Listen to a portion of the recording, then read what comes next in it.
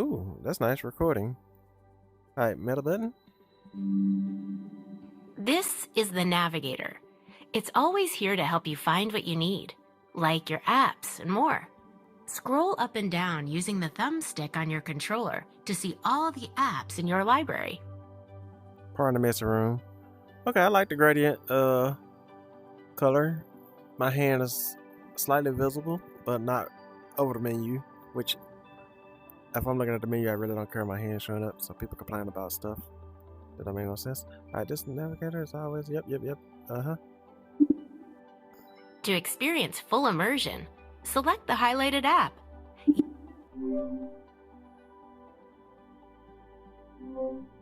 Look around at your stunning surroundings. This is just the beginning of all you'll be able to explore. I can see why people say it'd be stuttering while you're recording. But this environment looks pretty huge and detailed, and there's a whole lot of crap going on. And a lot of detail in it for us not to be that skybox looks fucking amazing. Yep, the stars are twinkling. I have a whole lot of stuff being animated around me like what I'm under the ocean. Is that what's going on? Yep, just don't mind the stuttering because I am definitely recording and there is a lot going on. Oh, okay, so rays are coming from the arch. Okay, this is why people are saying to study, because this is just not a generic none going on background. This just has a lot going on. I have the animations going around me. I have stuff in the ground moving. I have the skybox with twinkling stars, which, holy hell, the constellations are twinkling and stuff like that. That's a lot going on. Then I have, what do I want to call this? I can't tell you all the terms for all the lighting effects, but this has a lot of lighting effects going on. That's why it's running spotty for being recorded. There is a lot going on in this environment.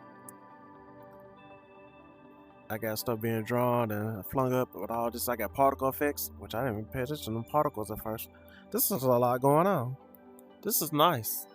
This is not like the flat introduction tutorial from the original boot of the headset. This is actually nice, especially if you get a brand new headset and this comes installed on it. Most people are not going to be recording at the same time they're going in their headset for the first time. But this, you might not see this in the video, but it's the equivalent of running max settings for the environment and then trying to record on top of it. As you know, some games don't like to be recorded if they're really putting power into it. So this is nice. When you're ready to switch to something else or quit an app, press the Meta button to show the Navigator again. To quit an app, select Quit at the bottom of the Navigator. You'll also be able to just select the next place you want to visit. Yep, they moved the Quit button. It's in the same spot, just looks different on the Navigator. Some apps open in windows that you can customize to watch and work how you want. Select the highlighted app to see it open in a window. Use the controls below each window to adjust what you see. Practice now by trying out Theater View. I don't even know what this is, but it looks nice. I liked it around the corners. I'm guessing it's specific for whatever this is that I opened up. Watch your favorite shows, live events, and more on a large screen, just like your own home theater. When you're ready, close Theater View. They got it for demonstration purposes. It looked like the rest of the buttons aren't active. Yep, I can't make the background slide or anything or bring it into mixed reality between full immersion, and then I can't flatten the screen, so it's curved. Not bad.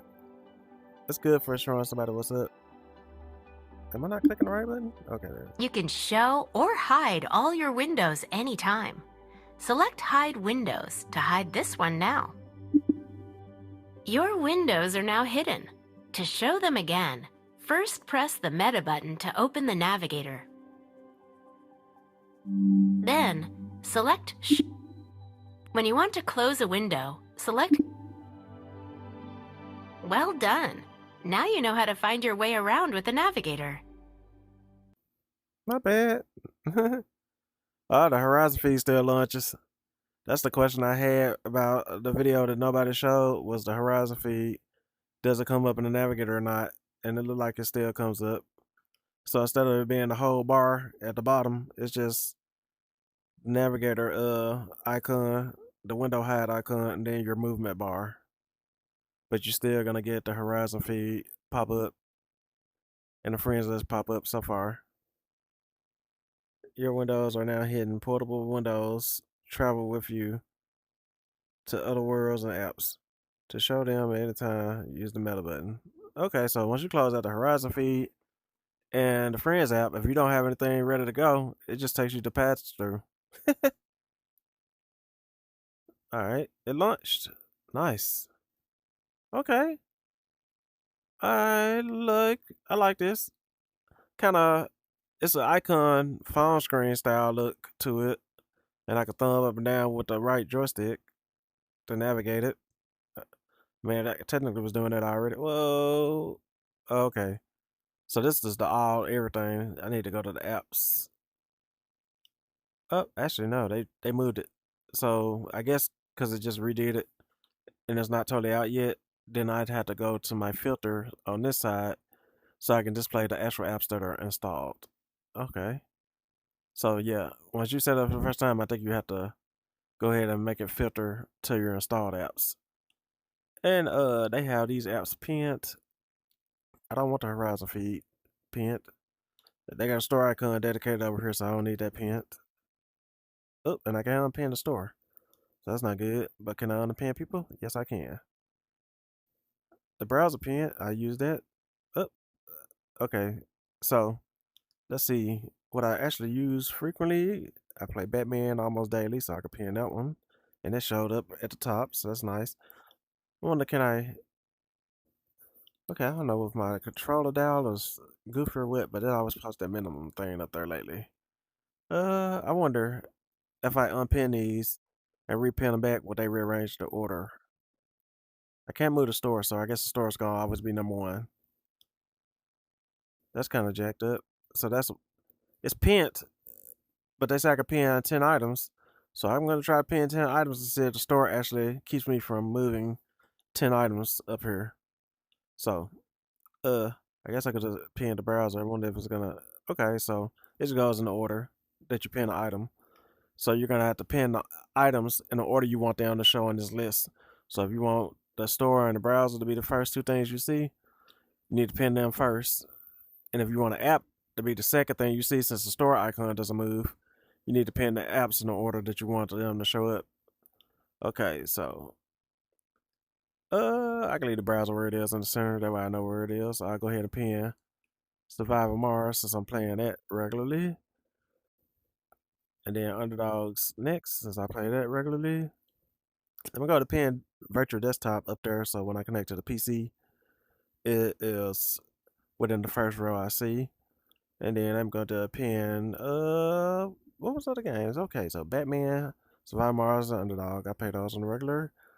Underwear Overseer, love that game. Gonna pin that one because I go to that regularly. Uh, Not gonna pin Orion Drift. My nephew always goes to that. And I am in and out of Trombone Champ.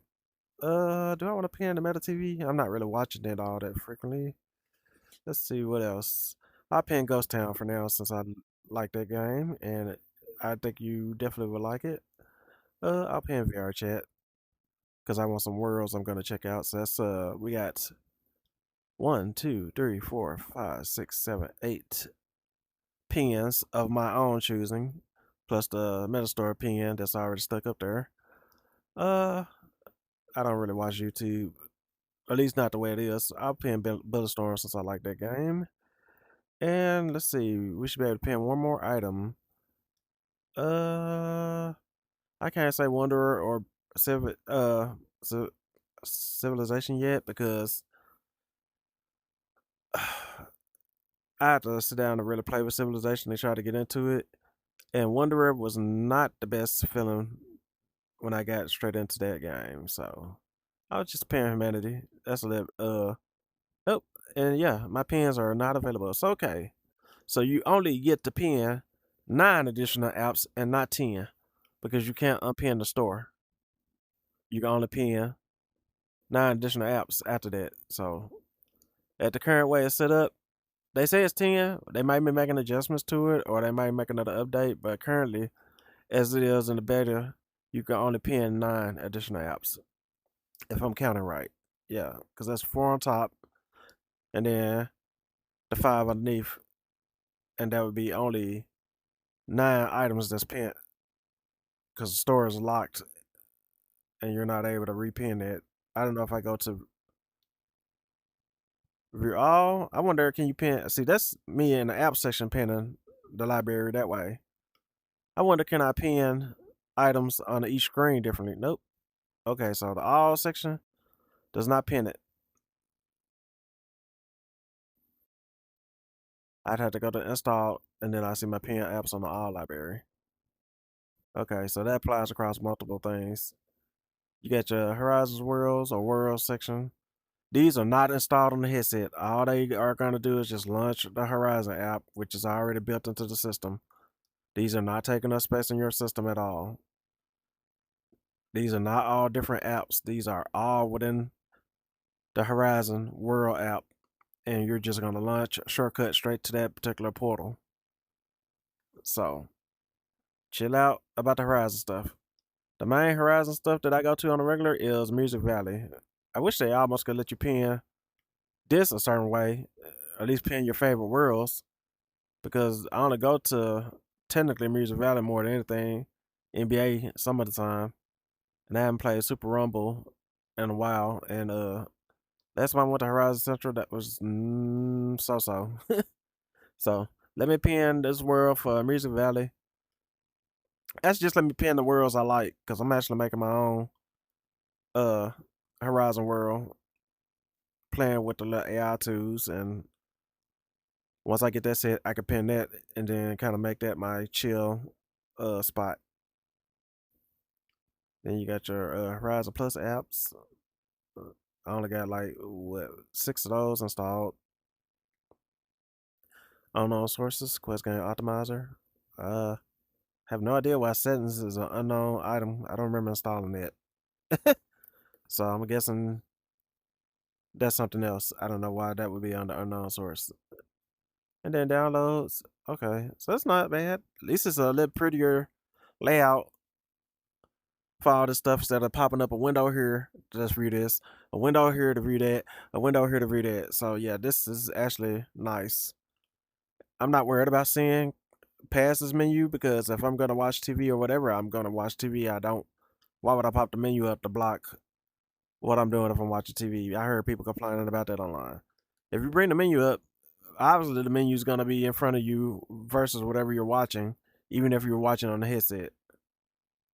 So that's something people complain about. Let's see. Let's open up the YouTube app and let's shrink it down to a window panel, and then let's open up the Navigator. So I can still see the YouTube window. It's just not in front. All right, let's pick it and move it up there. Then look down here and launch Navigator. Yep, and then move the app completely out of here, because it technically wasn't in my direct line of sight anyway. Now if I hit this, it goes back there, and then up. Now I hit it completely. Okay, there we go. Now we got that out back. Now it's back there. Uh, while you're a navigator, you can't use the grip button or anything to move it around. So I'm guessing the navigator's gonna lock to whatever direction you launched it at, which is fine. That means it's perfectly centered. It's not slightly tilted backwards, slightly tilted forward like the other system used to be. It's not. It's perfectly lined up with your line of sight. It's not displaying all crooked or tilting or slightly ajar like the other system. So I love that. That is going to always be leveled to where I'm looking. It's not bad that the other system was, you could slide it and move it around or whatever. But most of the time, if you got the navigator menu up, the library menu, you don't want it moving around like that. Now, if I had this app, and yes, I want to move that around, that's fine. That's that app. I don't technically need to move the whole menu around. But if I open up multiple windows, let's try browser, and let's go with another tab and break that out. I didn't even see if anybody broke out multiple tabs. Let's see if I can break that one out. Okay. Let's see if I can break another one out. Oh, there we go, 5. Let's see if I can break one more out. Okay, 6. Let me see if I can get a 7th one out there. Up. I think I hijacked something. Yes, I did. Yeah, I did. So I got 7 windows. Uh, well, technically I got 6 windows popped out, and then the 7th window is just the little icon at the bottom switching between it. So that's not bad. That's actually great. Let me see if I can pop out one more and then undock it and see what it does with that. Okay, so let's say let's pull up something else on it so that I know it's a different window. So that was Crunchyroll on that one. Let's go Instagram on this one so that I can see that it's definitely uh not the same window. Okay, so yep. Okay, so you have 7 different tabs, and then you have your 6 pointed out, and then you got your just like the previous system where you had the 3 floaters, and then you had your 3 docked, and then you got one more, which would be a 4th dock. It's just showing 3 instead of 4. So that's not bad. Same effect. If I'm using the Quest 3 to test this out, and it's running buttery smooth on the Quest 3. So if you're on a Quest 2 and you try this, how smooth it'll be, uh, probably won't be that smooth because they're using 2 different chips. And by this still using a bunch of animations, so if the previous V76 wasn't running real smooth on the Quest 2, it's probably not gonna run that smooth on the Quest. This operating system update probably won't run as smooth on the Quest 2 unless you're in the PTC and you're reporting how smooth it's running while you're in the PTC. This is still all experimental and may or may not be into the system. Oh, there another icon. Okay, so it's pulling out windows like that when I minimized it. Okay, let's see, minimize. I should have went to a website. Let's see if I go to Netflix and minimize it. Would it give me a Netflix icon? Nope. Why do YouTube have? Wait, that? Oh yeah, that's right, because it's YouTube app. What am I thinking about? I thought I had. Do I still got Amazon on here? Amazon. Let's see, Amazon. Yeah, I do get Amazon. Let's click Amazon and then minimize Amazon and see. Oh, okay. So we got YouTube, we got Amazon. So the flat apps turn into the icons at the bottom. Then I got my browsers. Instagram. We're gonna close that one out. And then we're gonna close that extra one out, and we're gonna close this extra one out. And yep. So Netflix. Okay, so Netflix. So I had 2 windows open. Close that one out. Uh, All right. So it does tell you what the browser is if you highlight it. So if you just see the browser icon and don't know what site you're on, you can see that. Okay, so I got the YouTube app running and minimize the Prime app running, and then the browser tab running with Netflix. So that's not bad. You get to see your icons for what you have running good, and stay in control of your privacy with a privacy indicator will show the lower right corner when apps are using permissions like the microphone, which is already doing that because I'm still recording. Unable to place more windows. You can only detach 3 more windows. Yeah, I think it's only saying that after the fact, after I tried to open all those windows up earlier. So that's kind of a delayed response because I wasn't really acknowledging those notifications at the bottom of the screen. So that's not bad. Let's see how the resizing. All right, resizing still, and I like it. So far, they have definitely fixed the angling. It's not tilting back and forth when you're moving windows around like it used to. It'll tilt it up on the ceiling as a plane or something like that, or maybe at an angle, depending on your view. But it's not when you set it back down to your eye level where it's tilted back forward to you. So that's not bad at all. That's great. So that's a plus that's fixed. Okay, let's go to watch immersive. All right, I'm in an immersive app, and I'm going to try the Navigator, and let's see if I got my. Okay, that's how you get your windows up in an immersive app. All right, so I'm in immersive YouTube. Can I click on? I can click into the 2D app. Okay, can I click into my? Yep, I can click into my immersive app. We're gonna stop. Hey That from guys, playing. welcome back to Clownfish TV. This is Neon. Hey. I am here with Geeky Sparkles. Hey. Hello. Oh, And we just got back from watching the go. live action Lilo and Stitch movie. right. And we're going to give you our thoughts on that movie. Is it a Disney disaster or was it pretty okay? We'll let you know. We're going to break this video up into two parts. Right. Spoiler free. Okay, YouTube. Okay, it is Stitch. So it's either gonna focus on the windows in front or the windows in back so far. So, what else? See this video when I upload it or whatever. I believe Dunn reported it to them at the time because I'm just going through and I would have to clip this up and then send it as an error report with my experience because I've been able to send longer videos with my bug reports lately. But I could try to see if they take a whole video, but I'm at 20 minutes already. But so far I am I like the new look. Like the new icon notification. The search in the apps is looking pretty good. This is about the first time I think I actually searched my app library like that. Okay, let's see how the store pops up. Just okay, store icon still the same.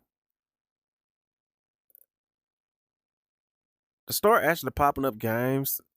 This is how I normally shop for games. I don't use the mobile app like that unless I'm going to a specific app.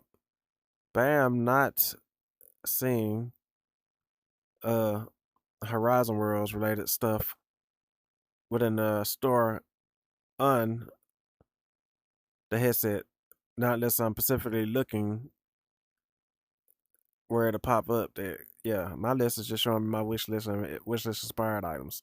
I literally had to click on probably the world tabs. Yep, in order to see world related stuff in the app. And that's actually way neater than how they used to show this. Okay, let's see. And okay, my wish list is looking good. This is actually looking good. If they can get the store app with the feel of Navigator instead of the gray black, since they still look like they still have the gray black theme, within like the store app and probably let me see. What other app? See, the Prime app is still fine. That's how the Prime app looks anyway. But you can see the gray black bar at the top, so they're probably still working on it. Plus, I haven't. I think I'm still in dark mode, which is probably why I'm seeing that. Let's see, quick settings, and then okay, so they just use icons for those modes. Report a bug. I'm guessing that's Meta AI. I can't really tell from the little small icon that that's Meta AI. I wish they would just put I mean, I don't know. It's just icons, so I'm assuming that's remote desktop. Pass through, notifications, travel mode, casting. I must ain't got no device I can cast it right now because I'm surprised that that's not up there. Taking actions such as quitting the app. Yep. I already know about that. Okay, there we go. So if I'm guessing the notifications at the bottom popped up, which took my attention away from these because I didn't see any of these pop-ups describing what these were until I dismissed that notification. So hey, bad. Do not disturb. Oh, so yeah, it turns off your notifications. I Wi-Fi tells me what Wi-Fi I'm connected to, Bluetooth I ain't connected to anything. Boundary. I'm glad boundary is sitting there. I don't know if I paid attention to it on the other quick menus, but that's something I reset frequently depending on how the game's set up. Link to my computer. I guess for the remote desktop features, mostly use a virtual desktop. Uh, if I could actually do like Chrome remote desktop where I could control everything specifically, I would use the remote desktop feature. But all it does is show me the desktop. I'd have to go over there and literally grab my keyboard and mouse and start moving around if I wanted to do any controls like that. Let's see. Let's set a menu. Okay, it still pops up as an external menu. So Navigator is basically replacing that toolbar at the bottom.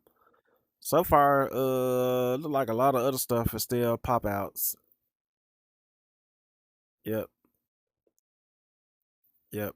So this is version 77.10.26 installed today, and I got it for the moment. I don't know, telling them I might reboot my headset maybe later, and I might get another update which removes the Navigator because I thought I saw a couple people online said they had it, and then they didn't. So it's a test trial anyway. Uh, while they are rolling it out, I guess they're giving everybody a sneak peek and on and off. Okay, so I guess Smart Connect is running 24/7 on the headset. So I guess in order for me to technically remove this from always being on my notification, uh, I can remove it from the notification, but it's still running, or I'd have to uninstall it. So okay, yep, and settings kind of pops out. But at least it popped to the notification, but it popped out of the navigator bar into its own thing. So I like it. This is pretty good. Let's see what the profile look like. Oh, still pops up as a standard profile. Uh, I'm guessing um the long term goal is instead of having all these menus and stuff pop out of the navigator, that all this was to be built in to the navigator like they showed for the preview. The only things they look like they got built into the navigator right now is the window management and the app drawer.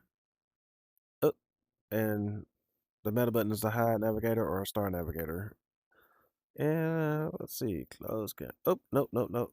Cancel close camera. Okay, so that's why that red dot is on the camera icon. Uh, and I guess I can't launch the camera app while I'm recording at the same time. Environmental, turn off pass through. Yeah, they're not bad. As you can see, it's like a little floaty text within the environment. It's not taking over the environment and not like that. It blends. Technically, it blends in real well with a virtual environment. I would go to have to check out VR chat and see. Let's see. Cancel that right quick. Actually, let's go VR chat right quick. I can say this. Uh, they aren't pulling in the icon for the apps. It's not going pure black, but it's so as a transition. I wish they would almost make a better transition screen in between besides that one because it looks really low. On the Quest 3 it looks really low quality. It probably looks fine on the Quest 2, but on the Quest 3 it looks really low. You can see all the blending of the environment. Okay, okay. Let's see. I made this my home environment for VR chat. This world is designed by Raspberry on a PC that is super blinding. Looking at that sun. I mean, it's not blinding on the headset, but it's not. I can see the sunspots. It's like I got what you call them glasses that you use for the clip. It's like I got the clip glasses on the Quest, looking at the sun. Oh, what the controller got goofy. I had to resize my character. Yep, particle effects. I can see the grid. Okay. I don't know if it's being funny because I am my character, or if it's just because I'm recording and I'm hitting the recording icon, which is drawing the controller away. So I would say if you're recording in the headset, by this recording icon being down here, if your mouse from the controller slides across it, it still focused from the 3D environment. So they probably would have to fix that or move this icon somewhere differently, or figure out another way for this icon to be showing while you're inside of an immersive app. Because if I accidentally hit this and then I try to rotate, it won't let me. But if I click back on the environment, I can rotate and everything else. So yeah, I don't know what the long-term goal is for this icon while you're recording, but this can't be right there. At least not within, like if I'm playing a shooting game and I'm aiming down my sights and I accidentally highlight this recording option, that'll mess me up. So and this is probably a temporary icon, but I need them to go back to at least the red flashing light they had off screen or whatever. Something that lets me know I'm recording, but not something that physically I can hit accidentally while I'm actually in the game, because that would mess me up. I was wondering why I was spinning off randomly. Okay, what was I gonna check out in VR chat? Because I had something specifically I came in here. Actually, yeah, I actually want to test the menu while I was in here, but I also saved Quest Worlds, and let's check out that one. Let's create a new instance and make it friends only and join, because I don't want no random people popping in on my recording, especially with the way the public worlds, not for VR chat, but just basically you run into in the public world and you have random kids saying whatever. Alright, let's see how this looks. Lake Metsa. Or Metsa. I saw this is on I have follow a lot of VR chat photography feeds and tried to find me some world. This gives a better forest demo than the forest app. Yeah, this definitely looks better. Hey, you can still see it. It's not as the forest, but it's better as the forest at the same time. PC textures probably look a bit better, but this is not bad considering what I got going on. I might. Okay, let me think. Yeah. What was it? Options. Avatar size. Wow. Okay, so they changed the Yeah, I don't remember how to they definitely changed some stuff. I don't know how to resize my avatar at the moment. That shows you how long it's been since I've been in VR chat. Is it tools? Go back tools. No, not tools. Read microphone by accident. Okay, I clicked the avatar the first time, right? Yes, I did. What's avatar overlay? Nope. Why is it giving me different menus depending on what I'm doing? Let's try it this way. Alright,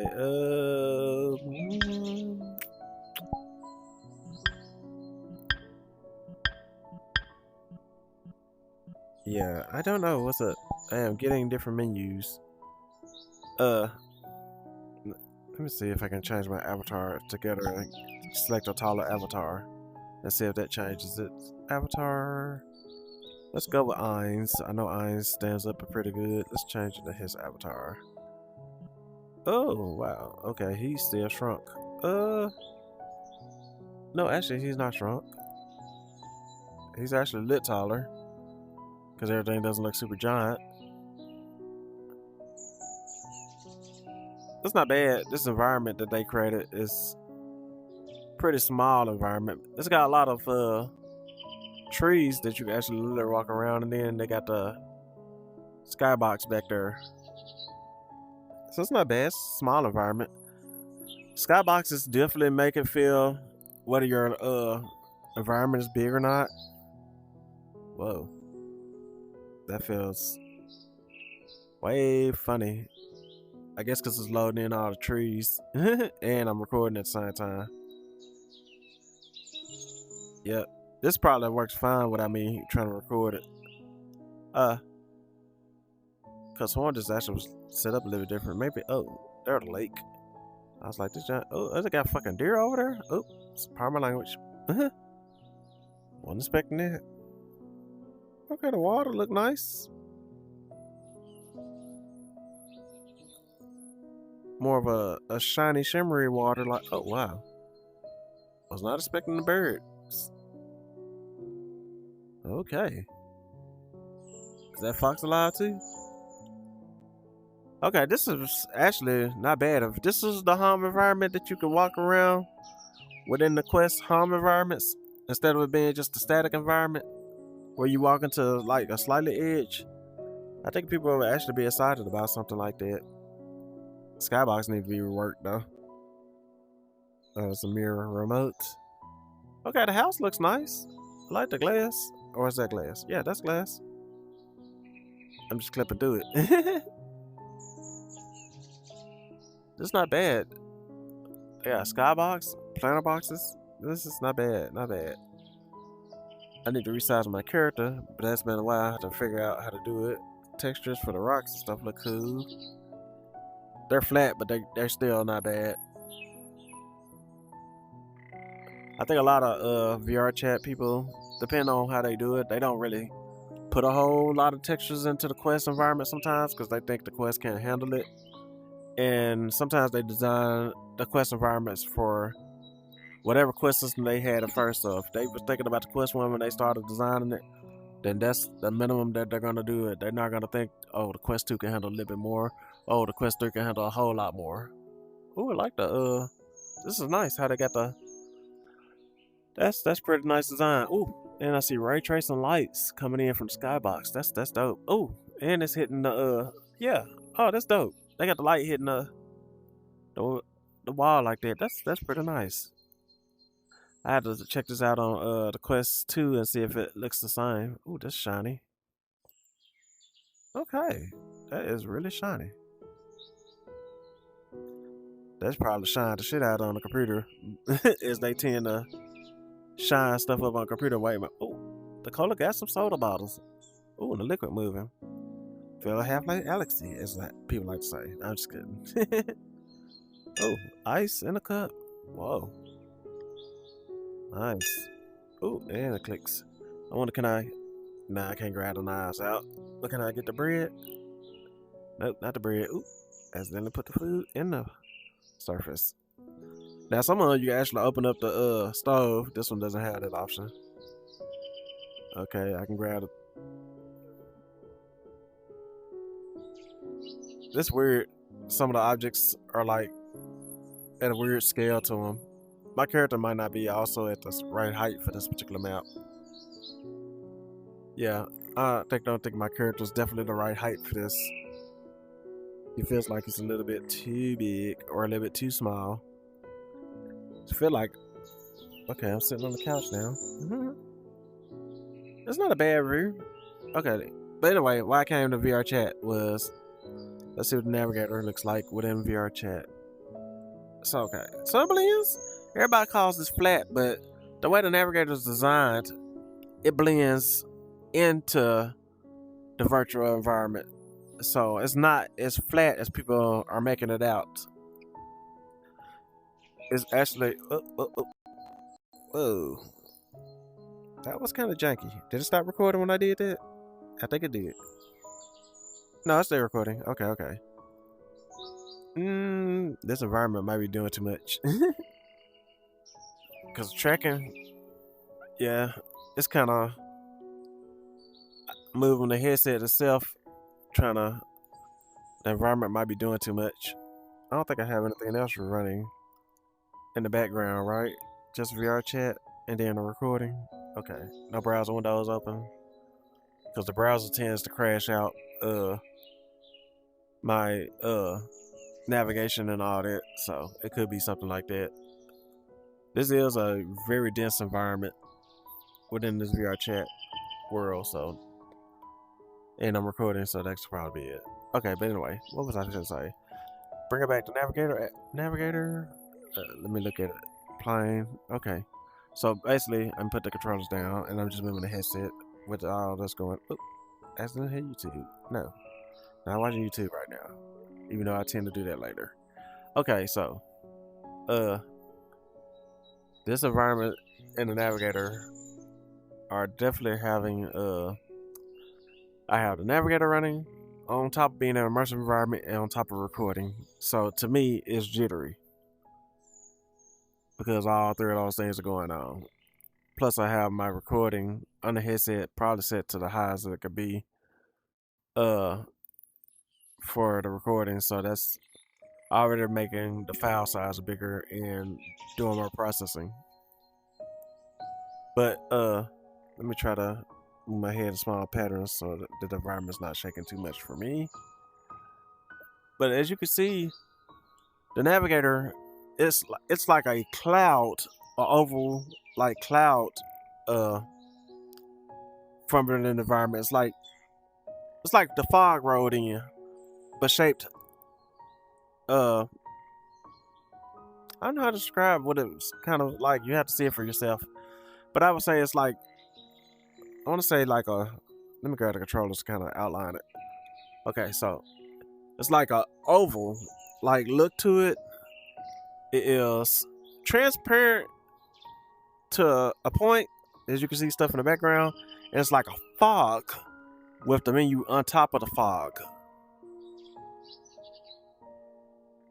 That way it blends in when it pops up in an immersive environment. So that's how I would describe what I'm seeing with the menu. It looks perfectly fine. It's not the plain old menu that you pull up with settings, the gray bar and all that. It blends in perfectly with the environment. I don't know what button I just hit to bring it up, but it doesn't look like this. That looks super flatty that popped in and not appealing. The Navigator pops in your environment. That's appealing. That flat horizon feed icon that popped up, which I don't even know how I wound up. Oh, I guess I accidentally clicked the horizon feed icon somewhere in there. Yep, because I'm accidentally clicking. I'm at the stiff drift. My controller is either real sensitive or I got some stick drift going on. Okay, let me quit VR chat. Okay, close the Navigator menu at the same time that I quit it. Let's see if I oh, okay. So when you're in an environment, you got a little environmental icon option. And that's the pass-through icon, but it shows you an environment yet. Okay, so I guess that's good if you wind up in a screen where you have just a menu popping up and you don't know if your environment loaded in or not or whatever. They showing you what environment you have loaded in. Shit, when it popped up environmental options, I thought it meant like it was gonna bring up the menu where I could change my environments and not pass through.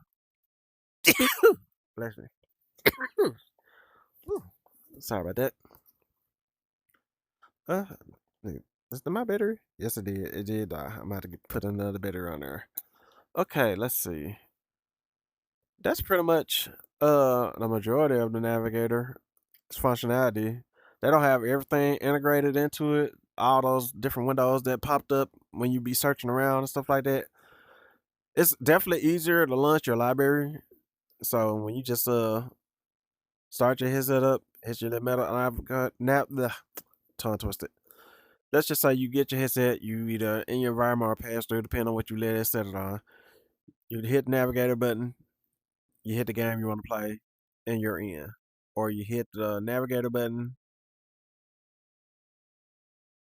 Let's see. So for the PC people, they hit the Navigator button, they hit Virtual Desktop or whatever app they use, and they're in.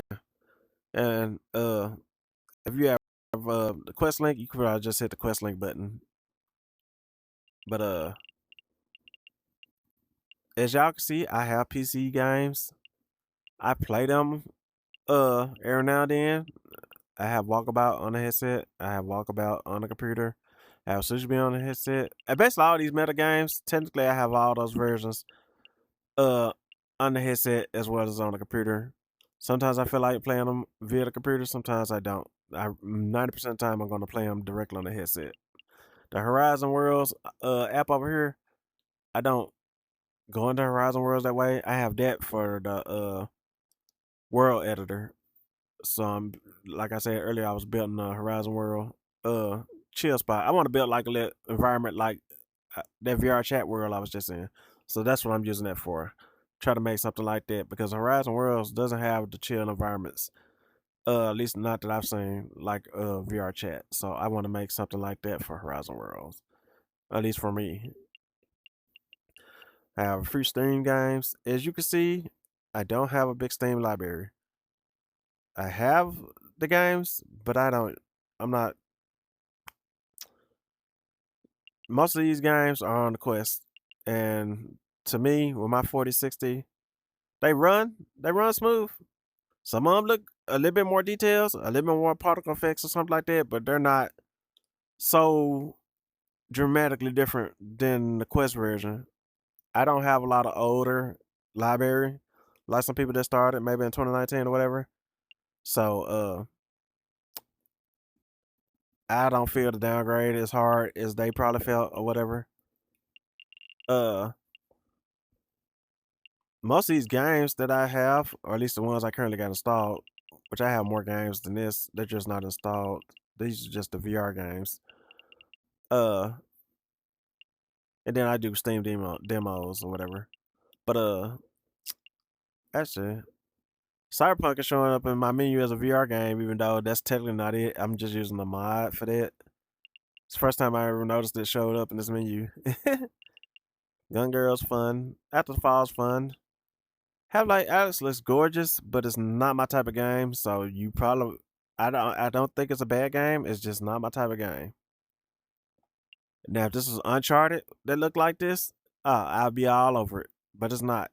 This is basically an apocalyptic zombie game. I already got an apocalyptic zombie game, and as you can see, I played Arizona Sunshine and Zombieland. They're all different style of games. Alex a little longer than these, but it's still a zombie game to me in the long run, just like Metro, sort of. And I have not finished either of those. I might get around to it, but they're they're not my type of game. I don't care for facehuggers or jumping creatures or whatever. I like that. I mean, I've got to. I forgot what part of Half Life it. I think I'm maybe a quarter of the way through it, or a little bit farther the quarter way on Half Life. I am 3 chapters in on Metro on the quest. Behemoth is more my speed. I beat Behemoth. I beat Arizona Sunshine remake, even though I bought the remake. It does look better, but the only difference between the remake and where I played when it was on the Quest Plus subscription is the radio tower actually worked on the remake. So when I got through with the game, I was kind of knew it because the only thing that was different when I got to the radio tower was me playing that little section after that. Uh, I don't know why it's not pulling whatever those two in. They probably most likely are. Actually, I don't even want to start it because I have no idea what those are. It's just probably not pulling those in right. And I use VR chat on the computer when I want to go look at PC on the worlds. As you can see, I be moving with comfy UI, basically the AI stuff. Um, what do I? Basically, anyway, what I showed you is if you have virtual desktop and you have the navigator, uh, you basically click the navigator meta button, virtual desktop, loads you right in the virtual desktop, and then you select your Steam library from the virtual desktop icon, or if you got uh what do I want to call it? What is it? Steam Link? Yeah, I uninstalled Steam Link because I got virtual desktop. I didn't really see much difference. Actually, no, I could just go ahead and start up. Let me quit that right quick and show you. So, oh, I didn't know how Batman was running. Wow. So either I end up clicking on Batman somewhere in between there, but anyway, okay, let's go back. We're gonna say I started for the first time. We're gonna click this screen loads up when I boot the headset, meta button, virtual desktop, or Steam Link or Meta app or whatever app you use to connect, and Half-Life Alex. Ignore the AI stuff. Let me get that out the way. And Stan would want to do an update all of a sudden.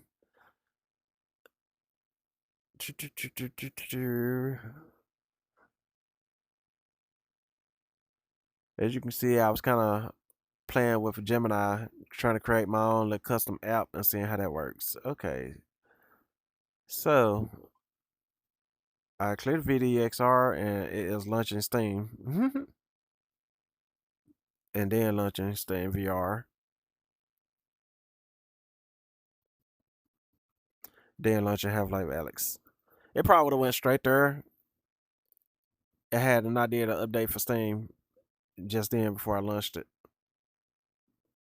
So once this finished loading up, I'm gonna exit back out and then just go straight to it and show you did load it. See, that's the only advantage of PC when it comes to textures for the ground and stuff like that, is they got the file size and the space to literally bring up objects instead of it just being the texture of what the ground looks like. They can texture actual 3D objects more better. Because if you look at this loading screen, you can get this effect in a lot of games, just a lot of them doesn't use it. What? Oh, it just said low memory because I got the AI stuff still running in the background. Chapter 1. Let me see games. Let's go to games. Right, okay, so I did restart it because I got freaking lost at some point on the Northern Star, so I just restarted it to a new game, just kind of started from the very beginning over. So chapter 5, I don't know how many chapters it is, but that's the farthest I've got so far. When in Half-Life when I played it for the first time. I can click it right quick just so I can is that the latest one? I played it at like 2 o'clock in the hallway. Yeah, the hallway, whatever this was, this is where I've been kind of stuck on the main campaign for the longest. So this is nice. People don't believe it, but you can get effects like this in the quest for this small environment, this small minimap. You can do this within a lot of games. I've seen games do similar stuff for this particular side of the screen. So developers assuming that they need to load everything in all from scratch and all that, they don't have to. Okay, I loaded into the hallway at the same time. Pull the trigger. Now that I've been in this game in a while, the hands, they look more cartoony than they do on Batman. The textures for the gloves they look like nylon style gloves, so maybe they do look good or whatever, because the Batman gloves are kind of like more of a rugged leather kind of look.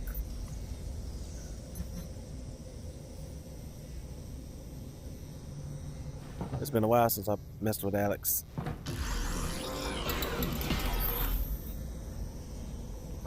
Yep, so they gotta move this recording icon button because when you mouse across it by accident, it stops the 3D from going around you. I see a lot of people lately on Reddit complaining about not being able to connect their Quest headset to their computer. I'm not sure if they're just using the Quest Link app and that's the only way they're connecting. But as far as I can tell, from all the time I've been using Virtual Desktop has been fully functioning all this time.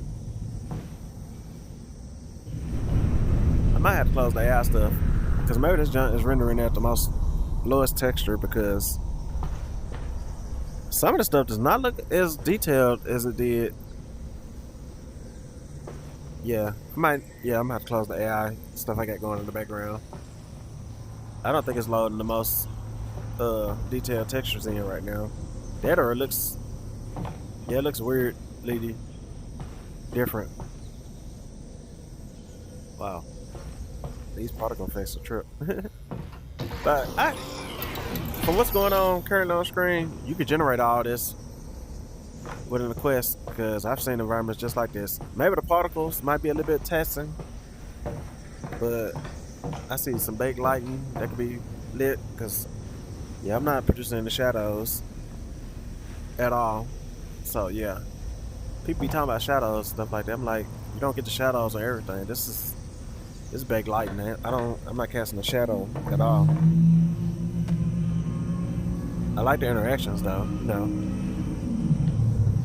I think a lot of people feel they like that. But it's a lot of stuff people be talking about that's with Alex that they take for granted in newer games. See, I can't shut the door. People complain about opening and shutting doors, but everything in Alex is not movable or shuttering or all that either. Let me take it and see if I can bust those legs out since people like to do that in a lot of games. Nope, can't break that either. Okay, I'm just messing around. For all the people that always talk about Alex, when I can tell them Alex is okay, but it's not like the most stunning thing I've seen. I've seen actually better in some of the most recent games. So, and that's being on standalone without a cold computer driving the graphics and all that. See, I don't even remember what I'm supposed to be doing over here. That's how long it's been since I played this one. That's why I kind of restarted the game over. Cause this game is actually too long, too big to be trying to come out of the middle of nowhere. I don't know what to do. So I have to most definitely have to come back. I remember slightly I'm supposed to be messing with some power things to get some stuff powered up, and that's it. Other than that, I don't even remember. Hell, I don't even know how to use the. Yeah, I don't remember. Nope, wrong button. Not that. What am I trying to mess with? See, I forgot what this thing would do. Yep, I got it, but I don't even know what to do with it. Alright, so that shows you how long it's been since I played Alex. I see my health. I see, I'm guessing there's bullets or something. Hell, I don't even know how to pull a gun out. Do I got a gun? I see ammo. Yeah, yep, I don't know how to pull a gun out. Now I don't even know what this thing is I got in my hand. But basically, let's go ahead and let's exit this game from Steam right quick and it's Steam VR because why does Steam pop up with virtual desktop? But whatever. And we're gonna leave that, minimize that for now since that'll be in the background. And, what did I say? I was gonna edit virtual desktop and show y'all from the very beginning. So edit virtual desktop. Okay, why is Batman still slightly running in the background every time I exit? Is it not closing that out? That might be a glitch. This is PTC, so it's probably a glitch because I have no idea what Batman keeps launching every time I exit out of virtual desktop. I don't even remember clicking the icon or whatever. My controller could be goofing up and smacking it, but as you can see, for whatever reason, Batman keeps launching after I get out of that. So that could be messing with my performance. Okay, so right. What did I say? So basically, start your headset and pass through or whatever environment you set. If you're a PC person, you're probably not even doing that. You probably just pass through when you launch it. So as you hit the Navigator button, virtual desktop, Steam link. Actually, you know what? Let's go to quick settings and let's click link and launch it that way. I still have it installed. Let's see if it actually boots up since people are complaining about link not working. As I said, it's been a while since I've connected my headset to my computer. Wow, this is very choppy. Okay, it must have finished launching because now it's up and running. All right, so didn't take me long at all to get linked. Let's try, I got sworn I downloaded Pistol Whip. I had to re-download Pistol Whip. Let's see, Chrysler Brigade. Let's see how well it works with PC streaming to the headset. I don't know. I don't. I couldn't tell you why some people are having problems connecting to their headset between their Quest and their PC. It got to be a driver issue or whatever. I'm running a 4060 Ti for my headset, for my computer, and I had a Quest 3 connected via Wi-Fi 6, and the PC is plugged in via Ethernet cable. So far when I'm launching stuff, as you saw with the Quest link Stand app, up in a comfortable position and press the trigger to calibrate.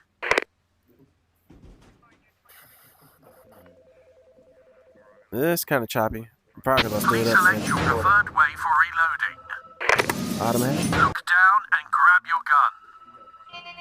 Welcome to Crisis Brigade 2. It's got some jittery, but that's that could be anything causing the jittery. Oh, dang! I keep forgetting I got the AI stuff running too, so that's most definitely having a performance issue. Let's see. Okay, that's Quest. So let me quit that. Okay, it's quit that. This recording icon got to be moved. It can't be sitting where it is. Let's see. Desktop. Let's close out that. Let's close out Comfy UI because you eating up my memory. Let's close out the browser. Oh, let's just close the tab on the browser. Those tabs aren't doing anything. I keep my Gemini up for now. That shouldn't be taking too much memory. Task manager. Let's see. What do I got? Oculus Dash, whatever that's supposed to be. Ooh, this is very unstable. I can see why people complain about the Link app being unstable in places. The video. Oh, I was like, why am I seeing the background? But yeah, I gotta set a new boundary up. Let me walk out this boundary. And do I want to create a new boundary? Yes, because while the battery's not right, the tracking is off. Wee! Oh my god. It's an earthquake. Okay. I'm glad I'm used to VR because that probably made somebody sick if they weren't used to that. Alright, memory good. Performance, let's see. Ethernet. Yes, because it's going between network. Memory on the computer good. CPU good. GPU. Okay. Alright. Now, what? Alright, let's go back to Crisis Brigade and boot it back up. This recording icon most definitely cannot be right here. So that's my biggest complaint about the Navigator app right now is they have the recording icon dead center of what you're doing instead of having it off to the side. I don't know if it's a menu item I could change that to, but this icon dead center is not going to work for anybody who's going to be recording content. They can tell they're recording, but they also are going to wind up mousing over this and then they're going to get sucked to a 2D panel instead of staying in their Stand up immersive in a environment. comfortable position and press the trigger to calibrate. Do I need a reset view? Yes.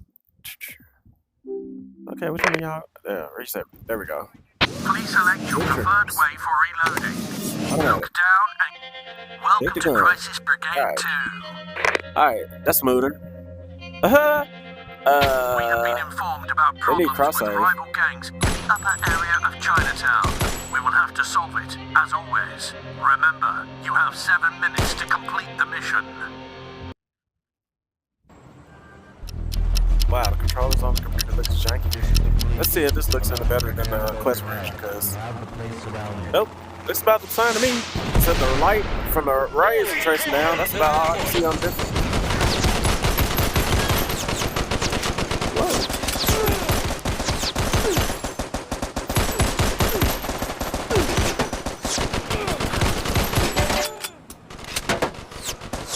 Yeah, the quality, at least coming through Quest Link, Finish the job.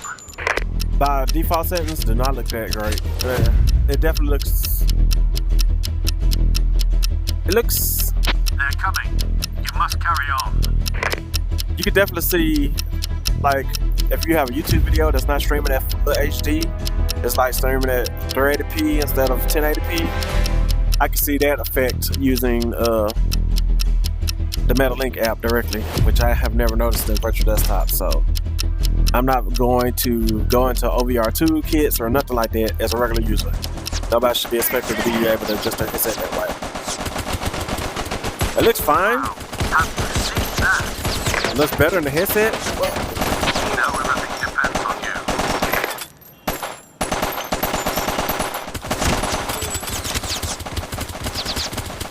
you. Oops. Dang, I reloaded. Ah, shoot. Been a while since I played this game. I see a little bit more shine on some of the environments or whatever, but it's okay. Wait, what the? Oh, I thought I was dead. Enemy escape. It's been a while since I played the game that I thought I was dead when that thing popped up. That's funny. Okay, so.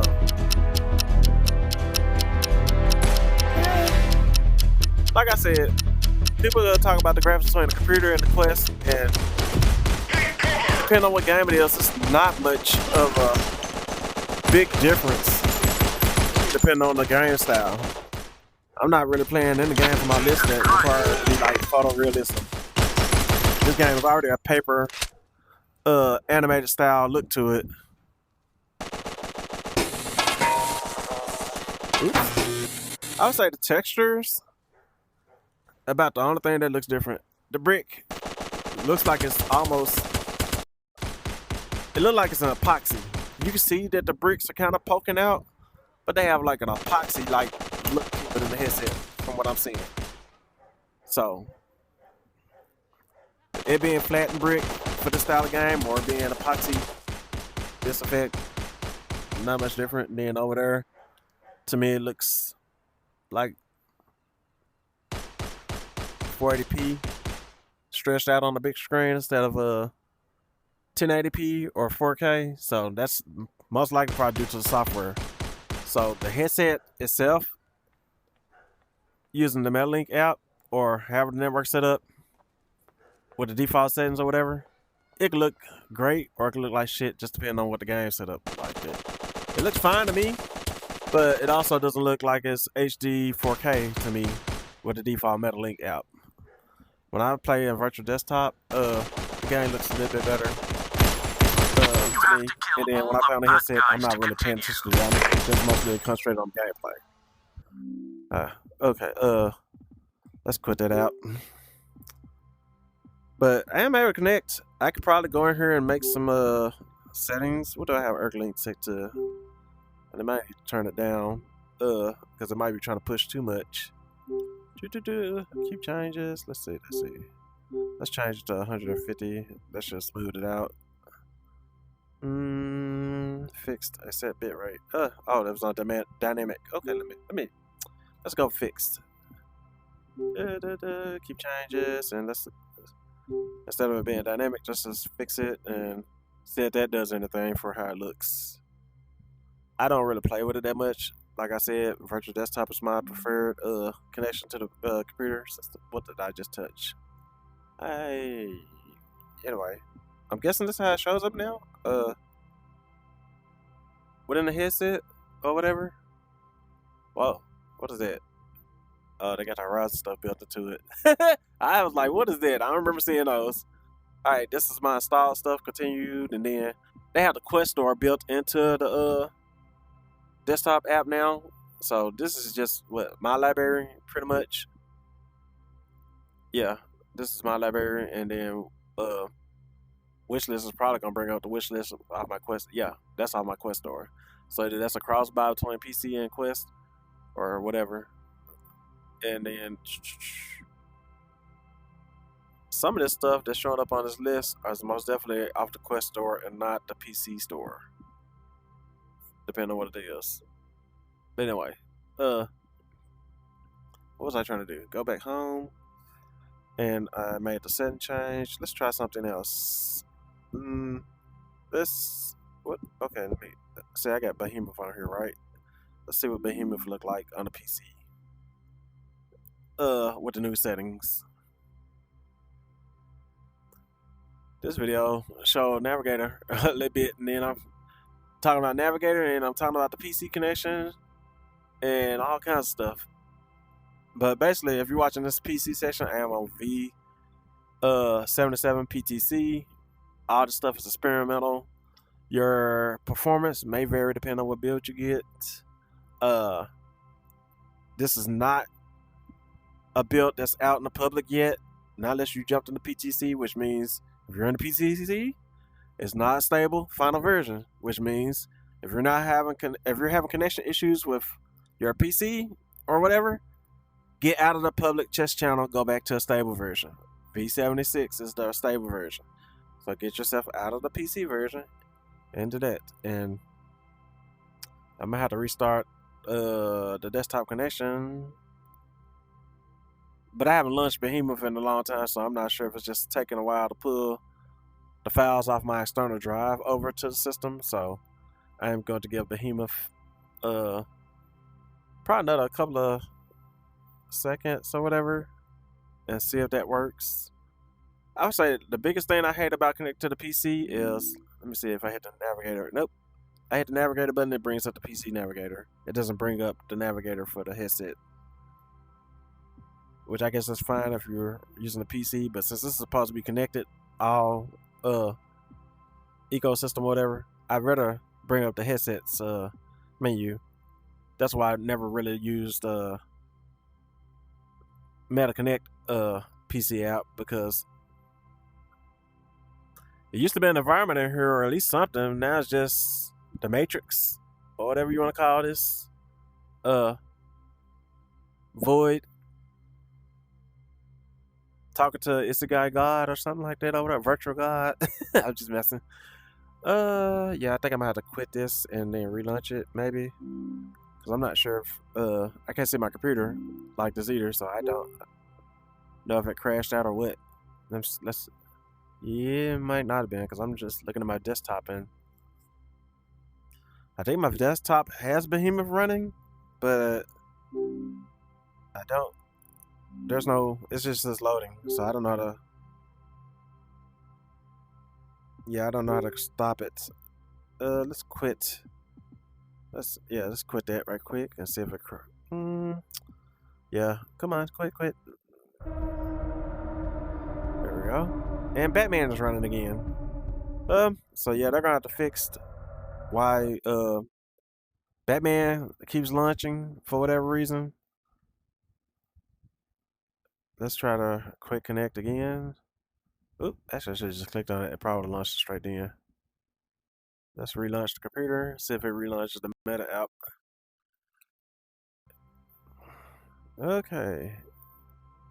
And that is highly unstable for the first few seconds. Assuming that Batman is not running in the background with the headset at the same time. Alright, we're going to stabilize. Okay, we stabilized. Don't know why. Let's quit app. Okay, did it quit the app? Let's click on the desktop and see if I can see my desktop now that I quit the app. Nope, my desktop's still invisible. Alright, let's walk over to the computer and see what the computer got. And my computer has a blank screen, so Behemoth is probably hung up, most likely. I'll control delete, task manager, performance. Says nothing pretty much going on. Okay, now I got my computer back. All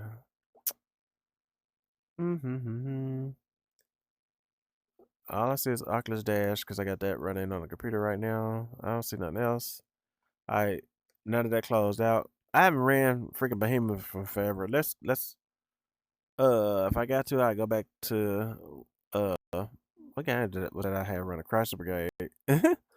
It could be doing some kind of weird update at the same time because they're not having lunch this game. Down there almost since lunch on the computer. I beat it on the Quest. Haven't played with it on the computer yet, so it could be doing a background update that I don't know about. I ain't gonna do it from the computer. I'm just gonna reconnect and then see if I can relaunch it. That way, let's give it another whirl. Start. Behemoth loading. Hopefully it's actually downloaded correctly, because I moved the files off of one drive to another drive I had on my computer for faster access. And I just technically moved the folder without actually re-downloading and linking it that way. So it could be something I screwed up on that end. It could not be anything to do with this particular thing. But if it doesn't launch via the Meta app, I would try to do virtual desktop and see if it's whichever one's acting up right now.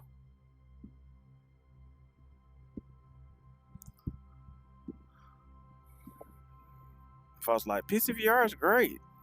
Yes, it just works. Everything looks high detailed and graphic. I said the only thing that's high detailed and graphic that works when you hit it up immediately is probably the PlayStation VR 2. If you're talking about the most high end look and plug and play. PC, as you can see right now, it's being iffy. It launched perfectly fine for the other game, and I started another game that's totally different than the first one. And as you can see, it's whatever is going on right here. So this is the experience with PC. It's not plug and play, and it's not immediately drop and go like the Quest. If I wanted to end Batman and start Behemoth on the Quest, it would have started straight on up. On PC, it's hit or miss. I might have to uninstall and reinstall this game if no telling why it's not acting right. Maybe if I had it on Steam itself, it might work fine on Steam. I don't know. 50-50 with the games. Sometimes they work on Steam immediately, sometimes they don't. It's 50-50. Okay. And my computer screen is off over there, which means no activity. So, let me quit the Quest link. So I don't know if it's settings or what. I have to fool around with that later, which I'm not going to fool around with because I don't use this app like that. Quit that? Why? Yeah. I'm definitely going to report this because I don't know why Batman keeps booting up every time I leave the virtual desktop. I know that's the latest app I pinned, but that's not the app that needs to boot up every time I exit. What is this on the screen? Head-mounted display not found. You must, yeah. So I don't know if it gave that message when I started Behemoth or whatever. Maybe that's why it's not acting right or whatever. I can tell you. I'm going to close that out right quick, and then we're gonna go ahead and go back to virtual desktop and see if I can get Behemoth to launch that way. All right, Navigator. Get out of quick settings, virtual desktop, and actually, what did I say? Virtual, basically connected to the computer and coming out of connecting to the computer seems to keep launching Batman, because I think it did it in virtual desktop, and we just got out of the Meta app and it did it. So some weird transition is doing it that way. Okay, let's try Behemoth within virtual desktop, launching the Meta app, filling in the whole environment via virtual desktop. Let's see how long it takes to start up this time, because it fills out like it's connected and doing everything. Looking over at the computer. Okay, so for all y'all that are like, virtual desktop is too expensive, it's not worth it, guess what? Virtual desktop, launch the app via virtual desktop, and launch the Meta app on the computer, game loaded. As you can already see, the Quest still connects to the computer. If you're relying only on the Meta app, stop. Go ahead and get virtual desktop. This is your PSA already.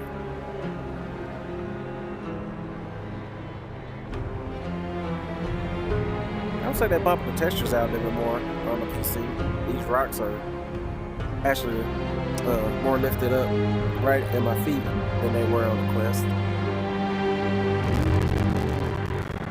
I'm still, a lot of stuff still kind of look the same. Shit, it would be a whole new game. I guess probably because Yeah, I actually don't remember playing it at all. No, actually, I think I did. What is tenderfoot? Nah, not good. Standard. Give me some standard. I'm playing standing, actual height. Oh, okay. Camera shape.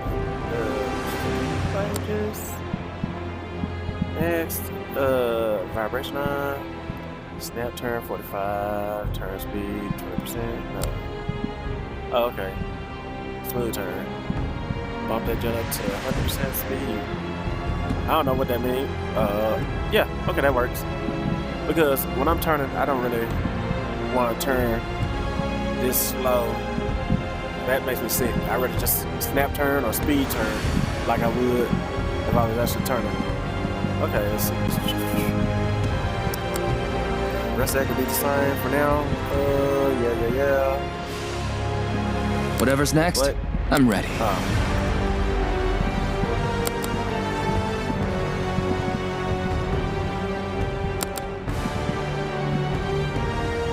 What's the difference?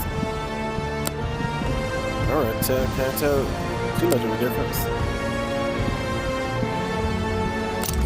It's about my skin tone.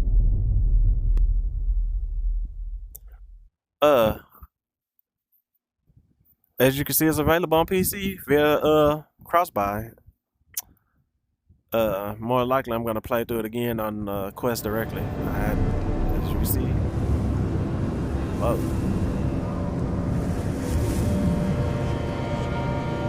Step forward. What the hell was I looking at first?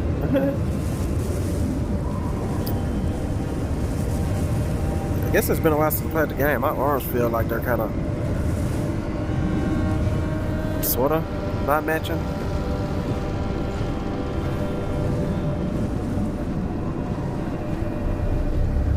Ren, Oops, I should listen to me, my change child. rotation speed. The curse dooms our home. Bloodlust consumes every soul. And black rot eats our I'm not looking at the flesh. Quest version again, but ooh, they ain't fixed that. He's still pumping. Yeah, that's weird. That's why I'm hitting the grab button. He's plumbing. Yeah, they probably not gonna do anything with that. Yeah, grab. Why is instead of grabbing it, balling your hand around it, it just pumping it? Yeah, I gotta fix that. Will they fix it or not? Probably not. Especially if they ain't got a whole lot of money on the PC side, or if it's the same build. It's been a while since I played the Quest, but I can't remember if that's still in there or not. Okay.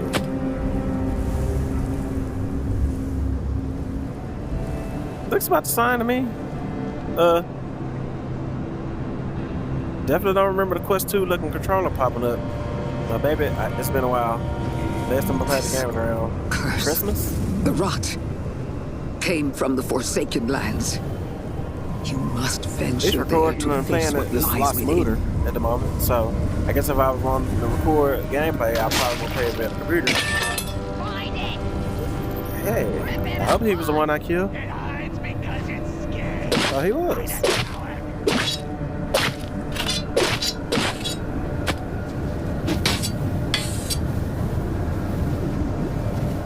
Not bad, Take not care bad. that you do not become like those monsters.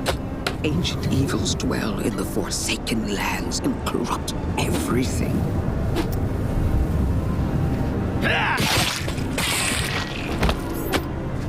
Haha.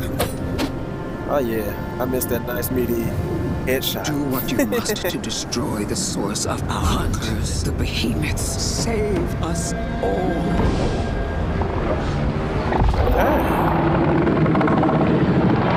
Why he feel like he a little bit smaller in that? I don't know. Scale feels a little bit different on the computer, or at least I don't remember paying attention to that. Okay, I can say the skybox looks a little different on the computer. And the snow, a little thicker chunks, but maybe I don't know. I haven't played the game. I have to go back in between them to compare. Like I said, it's been a while since I played this. Can't remember that cloud over here was moving in the original or not. Feels a lot brighter than the version I played or something. I don't know. Like I said, I haven't played this since Christmas. Don't get me to judging this. And then plus I played it on my original Quest 3 that I gave my nephew. And this is a newer one, so maybe it looks different just because the screens are different. Because I kind of smudged screen. Plus I got a new prescription, so maybe it's...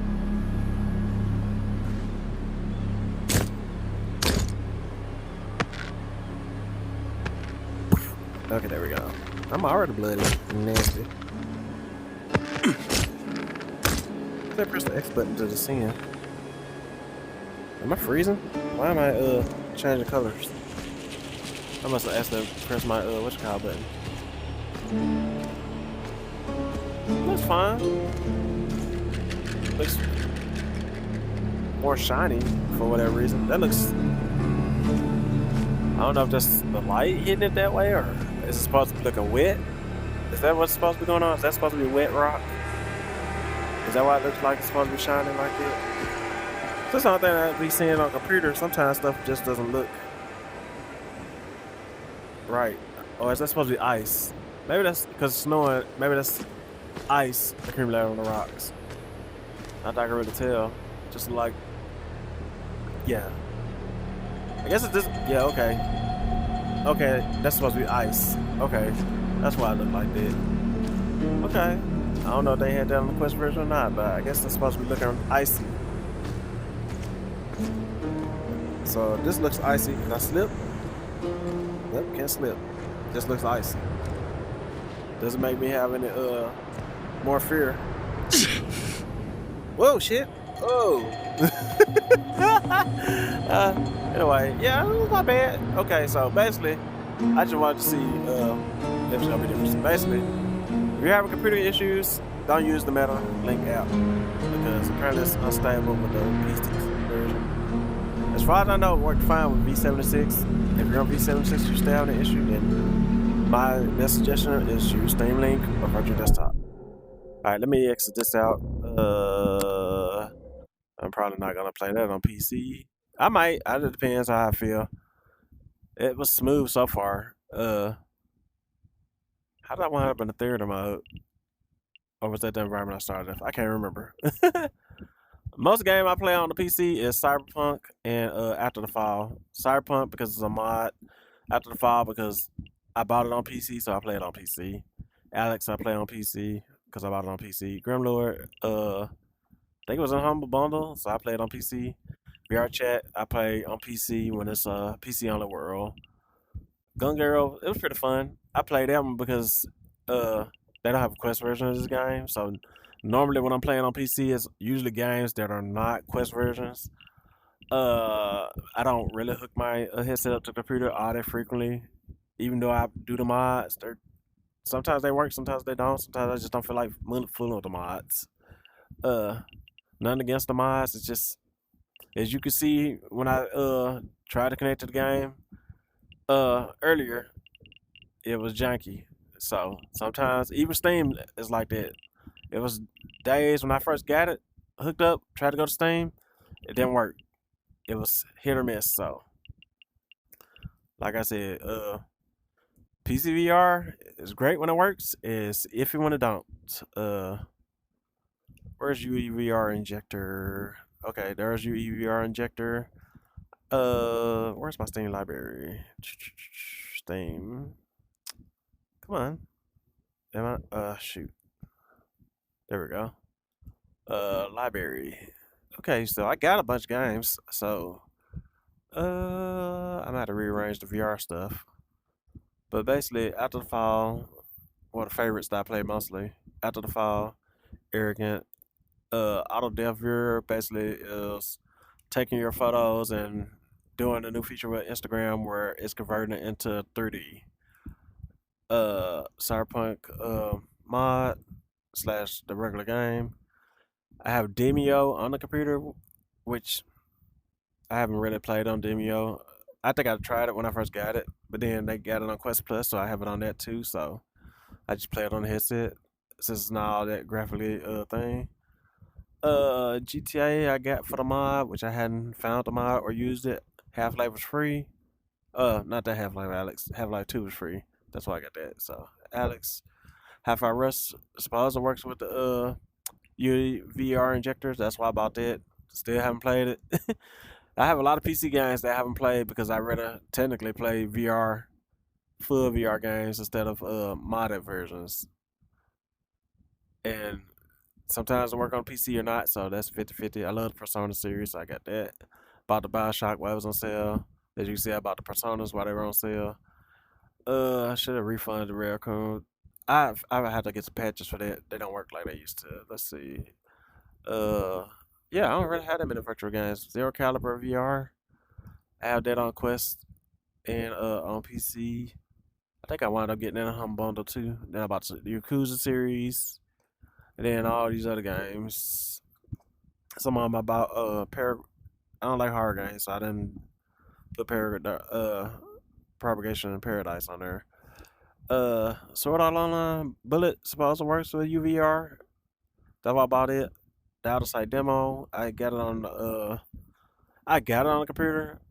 I don't even think I even launched it to see what it plays like because, like I said, PC and me hooking it up, it's 50-50, 50-80, 40-50.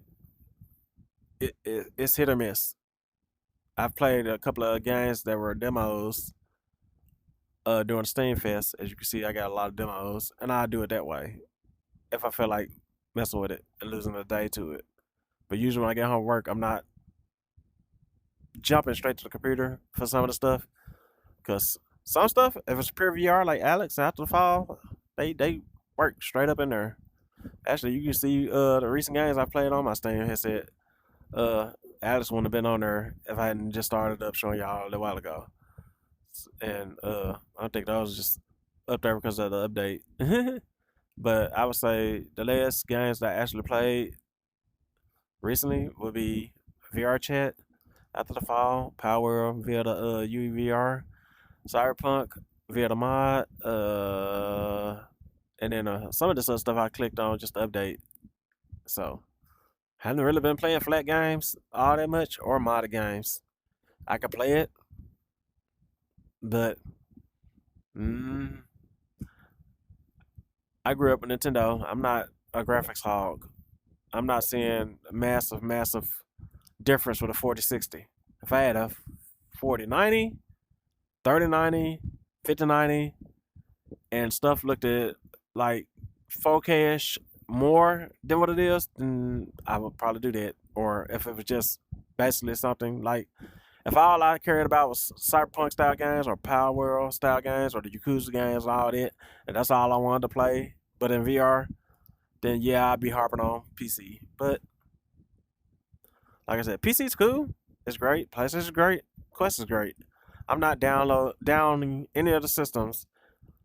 I play the games where I'm gonna play it. As you can see, I didn't buy Xbox. I owned a PlayStation 4 at the time, but now that I got a computer, I used to sign up for Xbox, so I play Xbox games on the computer.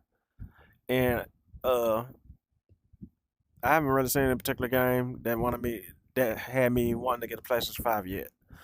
The main reason I even got the PlayStation 4 was for Kingdom Hearts 3, and it was just okay. And I think I got 6 games since then. So yeah, it's hardware is hardware. If it ain't got the game you're interested in, you're not gonna play it. Let's see. I think this video is running pretty long. I might just leave it as is, as basically my thoughts on stuff. But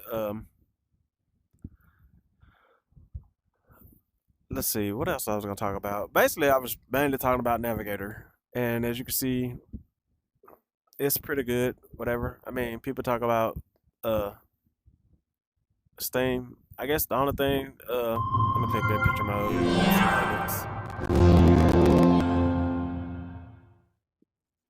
Ooh, the sound junky. I don't know if it was too loud or what. But I'm guessing for all the people that's talking about Deckard, I'm guessing this is how they expect Deckard to show up on their Deckard headset, Steam VR, and I guess it'll be just one flat menu where they can scroll up and down it like this with cover art. Would be my guess. That's how it would work. Crap. Not what I was trying to do.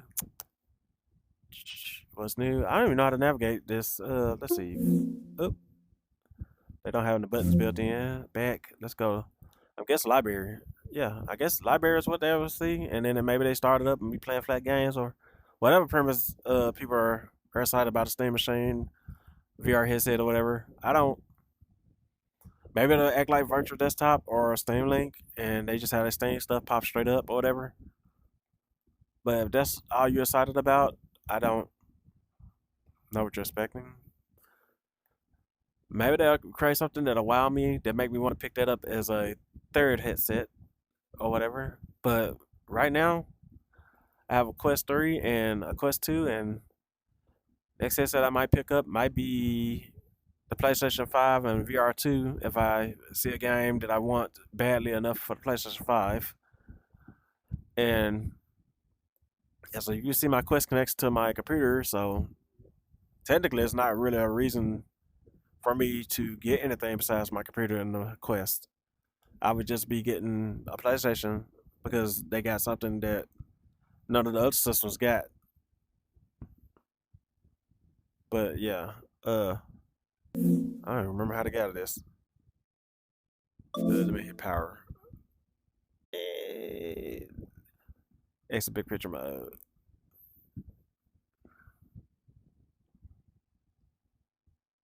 Yep, and people talk about the. Let's just go over here right quick. Let's go to Steam. Where's the VR section? See, I had to tag this because there's no. You go to Steam and everything on the home page. Let's see, dude. Anime, sports, categories. So I had to either browse categories or I had to go around here, but great on deck. Roguelike, open world, horror, adventure, anime. Top played on Steam Deck. Recommended games on based on what I played. Yep. Hey, homepage of the Steam Deck, and yep, I'm seeing a bunch of apps.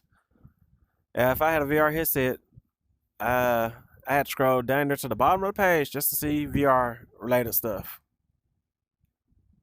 Okay, let's see, and then I can't click on. Let's click on more. Okay, there we go. Virtual reality titles. Tabletop Simulator. That game is old as crap, and that's the first thing that shows up. It's a game. It's not Horizon, but it's old. That's old. That's not. I mean, it's technically old, but it's not bad. As you can see, what kind of game it is. That's pretty much old, or at least to me, it's old at the time it came out. It probably was fine on PC. I can't remember how old it's been, but I've played the game because I played on a different system or whatever. I have that on the Quest. Probably on PC, whatever. But old game, old game, old game. Is this supposed to be the VR version? Because that, as far as I know, is not on parity with the PlayStation version. So old game, free game on Quest. I think it's on PSVR 2 as well, but I gotta pay for it on the PC. Which I don't really care either way. For Sims, played Sorcery. Old game. Can't remember when that came out.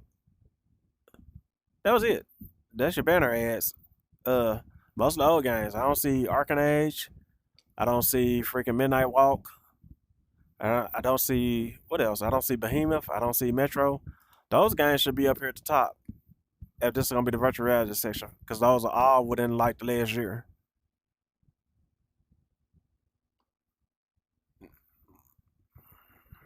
I don't know why it's recommending me any of those. That game's supposed to be dead, ain't it? Yeah. Basically old stuff. Yeah, old stuff. I don't know how this is recommended to me. As you saw, the games installed don't relate to hardly anything I've actually played. So y'all complain about the Quest recommendation system, and that doesn't. To me, this is what I'm seeing when I launch VR on my headset on the computer. I'm not seeing way much different when I go to sort by maturity. There's a little bit more mature stuff showing up immediately when I go to it because there are not a lot of shovelware, as people call it, apps just populated like that. But there's a lot of old stuff as well. Contractors Xfield probably the newest thing I'm looking at. Maybe a set of Casa, but everything else on this list is old. I seen most of this stuff uh when I got my Quest 2 a couple of years ago. Tools, garbage cache, yeah, a lot of that is still old too. And then yeah, you can call some of this stuff on this list kind of shovelware, in my opinion too. I had to scroll down there all the way to the bottom just to get something close to new. Out of sight, Meg Force, that's on my wish list. I think I put that on there a long time ago. Don't know what that is, but that's considered shovelware if you look if that was on Quest. I can't tell what that's supposed to be just about it. that technically that could be considered shovelware even if it's on Steam. I have that on the Quest. It's too bad they don't have a PC version on the Quest, so I can see the difference. I mean, the Quest version looks good to me. I would consider that shovelware. I have Vendetta on Quest. Midnight Walker's on my list. I'm debating whether I want to pick that up, wait for the PlayStation, or what. I don't know. I was excited about Wildtown, but then after I seen how people were doing it, it's probably fine. I'll probably get it later on, but it's not a must buy immediate for me. Yeah, I don't know what that's supposed to be. It's 99 cents. Uh, that's probably not much. The biggest thing about Steam when it comes to some VR stuff is that they have like this. Uh, as you can see, it's some cheap game, whatever. It just got a little bit of whatever. I don't even know what to call it. Barely Escape is on the Quest Store. If you look at it without looking at Steam VR, you would think that was uh not a game that would be on PC. So people complain about games that are on the Quest Horizon store and don't realize they're over here on the freaking Steam store as well. So don't assume everything you see on the Quest page is low quality, low effort when it's clearly over here on Steam too. Not everything's a No Man's Sky and uh Half-Life Alyx or whatever. A lot of these same games are being cross-platform to everything. Yeah, Silent North, everybody was excited about that. Look like it's mixed on Steam. That could be considered shovelware too. I mean, it's probably fine, but you know, just looking by the cover art and then how it's set up, if it don't look like it's a No Man's Sky or a Baldur's Gate 3 or something like that, people in VR will complain that's shovelware as well. So anything could be shovelware. It's all in the beholder, as they say.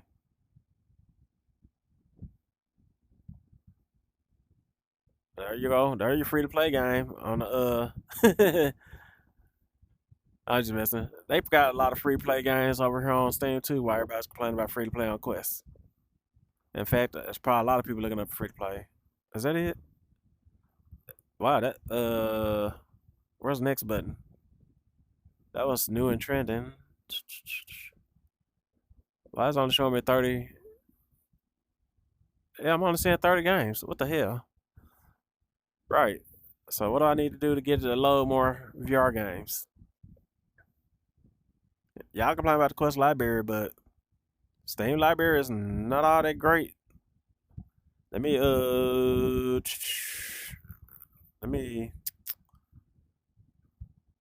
see. I ignored 7 items. I don't want to click that. Let me see. Where do I? Let's go up here to categories and try virtual titles and see if I get more than just 30 titles that popped up. Yep, that's something. Okay, I'm only seeing 30 titles pop up. Let me see. Show more. Nope, it's still only showing me 30 titles. Let me show more. Yeah, that's everything okay. And I don't even remember seeing Zombie Armory. That's a pre-order. And Deadly Delivery is pre-order. That's coming out on multiple platforms. That's coming out on multiple platforms. That's planning on coming out on multiple platforms too. I'm guessing these are wishlist VR items. Yep. Love that game. I'm not seeing. I don't know what that trailer's for, but Uh, the only thing I can think of is they would probably add more lighting and probably a bit more texture on the PC because this game looks incredible on the Quest anyway. Not sure what they would particularly be doing for this particular styled game, but it looks like it's very capable of being played on the Quest. Forefront, looking forward on the Quest. Like I said, most of these games function pretty fine on the Quest. The only reason you would need to technically get any of these games on the desktop is that's where you want to buy your games, and you have like 20 different headsets that you're always connecting to play VR. But if you have a Quest uh, system or whatever, you don't technically need this. I would say use Steam if you plan on flipping multiple VR headsets. That's my only advice of why I would buy games through Steam.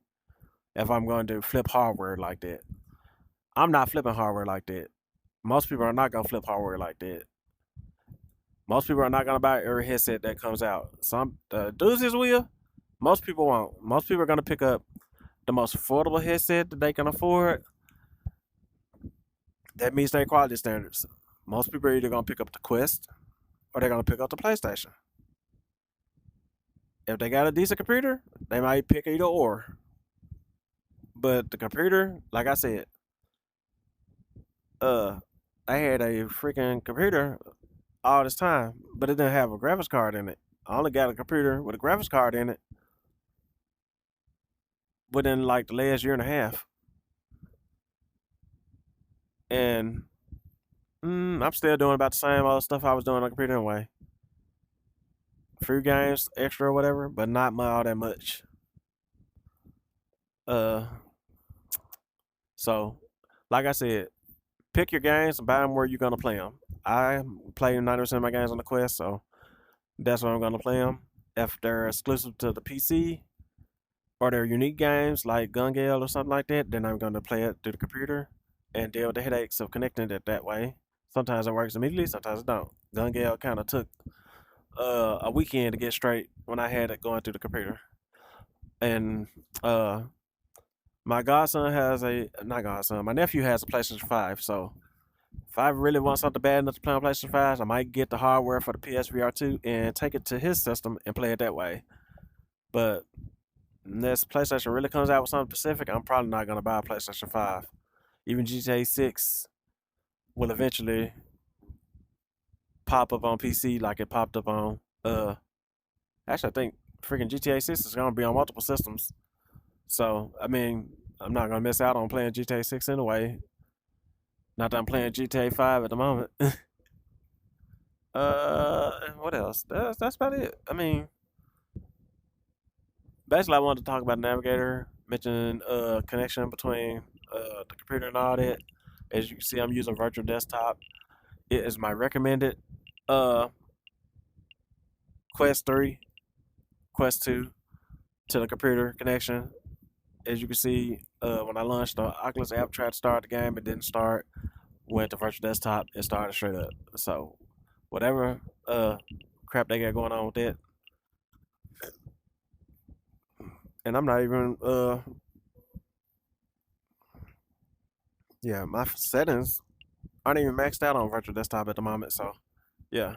I mean, I could probably max them out, but I doubt that the textures for some of the stuff would have looked even better or whatever. I mean, I'm not finna go through all the fine tuning or try to do all that. If it doesn't plug and play, or if I can't just click and start, I am not going through that trouble. Most people are not. There's nothing that y'all can say in the comment section that's gonna convince most people to go through the headache of trying to fine tune the connections. They're gonna want to plug it up, turn it on, and get straight to it. They're not gonna want to spend a whole day, a couple of hours, or anything trying to fine tune the set. That's like me getting a HD TV, and instead of me just looking at HD content, that's like me having to go download some Blu-rays, install them onto the headset. Then I got to try to calibrate the TV for this, and this. I was like, no, most people are gonna get it calibrated from the factory, and they're gonna pop in their source to the system and hit play. And if it don't look good, they're gonna be annoyed at it, or they're gonna not even care about it. So, I'm ranting now.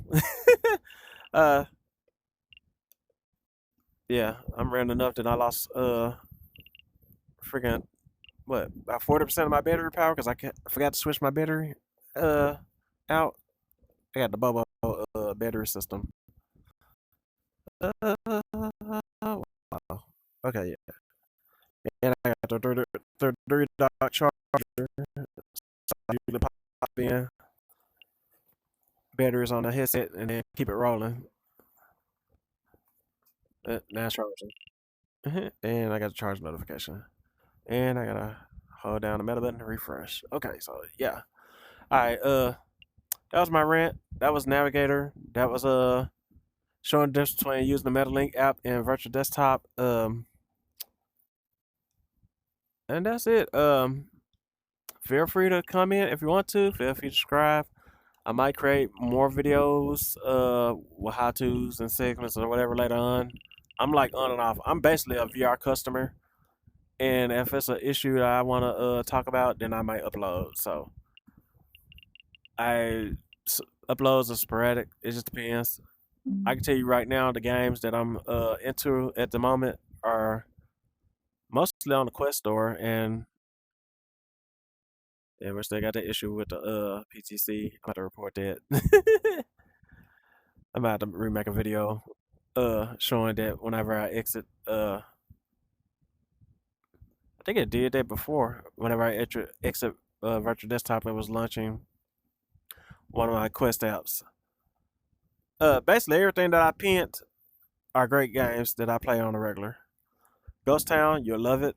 Underworld Overseer, you'll love that too. It depends on, I guess, if you like those top-down kind of building, world building kind of tower defense kind of sort of things. I would call it more a tower defense style game, in my opinion. So you probably like that. I like uh Bulletstorm. It's basically uh a console game. Regular. It's basically a regular game, but in VR. So if you want to play a regular game with regular game like mechanics and all that, Bulletstorm is fine for that. Batman is full VR and it's like Batman Arkham fully. I mean, if you haven't heard about Batman by now, I don't know what to tell you. Right now, I am pretty much been in Surviving Mars uh, since it released, and I played Ghost Town all the way through over a couple of days when it released. And I am jumping between Batman and Underdogs for the Infinite Combat and Rampage modes. And I'm gonna have to get back into watching Prime Video at least. And then I wish I could rearrange some of these too in the order that I actually uh right now it's what recency is how it's yeah, okay, so it's sort of about recency. So uh yeah, I did accidentally start trombone when it updated and around, and one of my friends came on their phone and we was talking in Meta Horizon, so that's why it's still on there. I can get rid of it, hide it, pin it, or whatever. I mean, you can hide it, you don't got to keep it on there. Just know that the Navigator seems to be using it as a overlay function or whatever. So most likely, it's worlds, but a lot of functionality in between. However they're using worlds, seems like they're building it into the OS more as a layer of some sort. And if they're gonna do this Navigator using that feature, if that's how that's going on, that's not bad to me. I love this. I love this. I just need them to expand this to a lot of the other menu subsections, or at least if they're gonna do this, make it swipeable. So when you go to settings, you swipe over into a setting screen that looks similar to this, and not that gray box that popped up. And redo the store instead of it being this flat gray box to look like that as well, or at least make it look like an album cover. It could be something besides just this flat panel.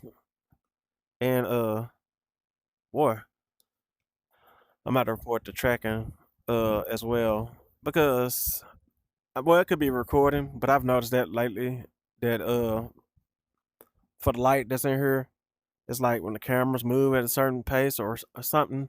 I guess they're trying to track the object and keep it still, but then as you can see, the whole environment kind of warps sometimes.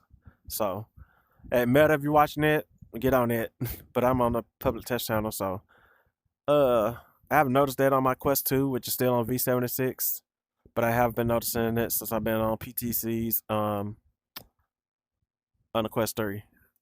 It is, I wouldn't say sporadic, on and off. It just depends on what's going on. But yeah, need more optimizations on that end. Thank you for watching.